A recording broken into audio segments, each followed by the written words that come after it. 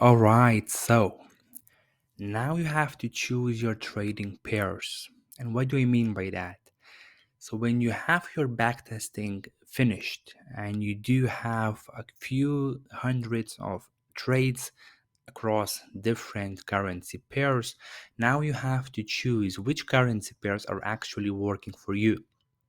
So what you want to do now is very simple. You want to go ahead and open your backtesting sheet and choose 1 to 3 currency pairs that generated the most amount of profits during your backtesting time, and also those currency pairs should not only be generated a lot of profit, but should also you should personally feel that yes, this currency I felt amazing backtesting this pair.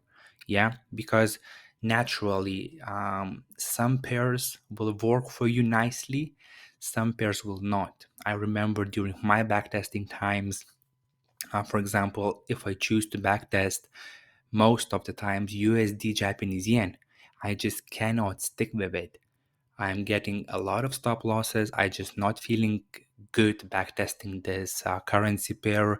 I usually skip certain setups. I just get almost angry, I would say, simply by backtesting USD Japanese yen. I don't know why it happens, but it's just some kind of a natural force. So I believe that you should get the same feeling with some pairs. You will see like, oh, I just don't want to backtest this thing no more. It doesn't work. It's bad. It's useless, etc.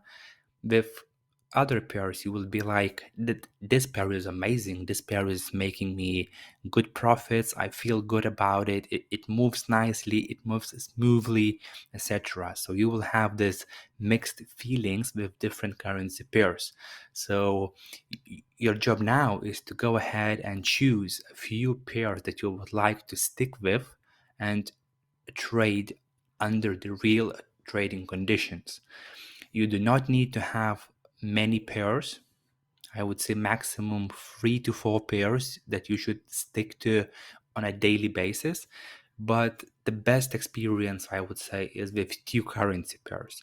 If you have 2 pairs that you really like, and those 2 pairs would be ideal if those 2 pairs would not be correlated massively.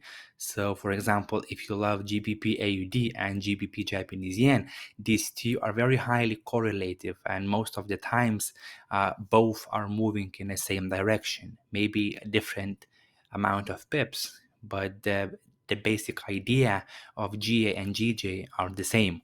So this would not be ideal scenario. It would be better if you would have something like GBP AUD and then NZD USD, for example, or Euro USD, or something similar like that, where both pairs are not massively correlated with each other. So then you have a bit of a um, more variety of the movements.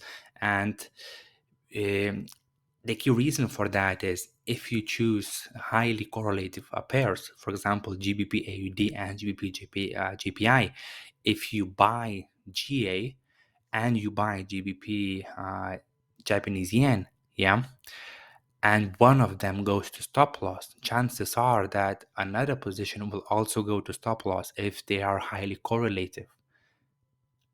And on the other hand, if one reaches take profit, another one might reach as well. But it's not ideal uh, to have the pairs that are very similar in movement. So it's much better to have different currency pairs, okay? Because then if one goes to stop loss, for example, another one can still end up in a profit, and vice versa. So it's a bit of a better way. So just to summarize, now your job is to go through your backtesting currency pairs, find those that you remember felt amazing, and find those that made you the most money. And then if it combines, you felt good and it made money, choose it. If you only made money on this pair but you are not feeling very good about this pair, you may want to skip it. But if you haven't made any money and you don't feel good about it, just forget about it. Just don't choose that pair, okay? So yeah, That's what you should do now. So when you have your pairs ready, let's move on to the next video.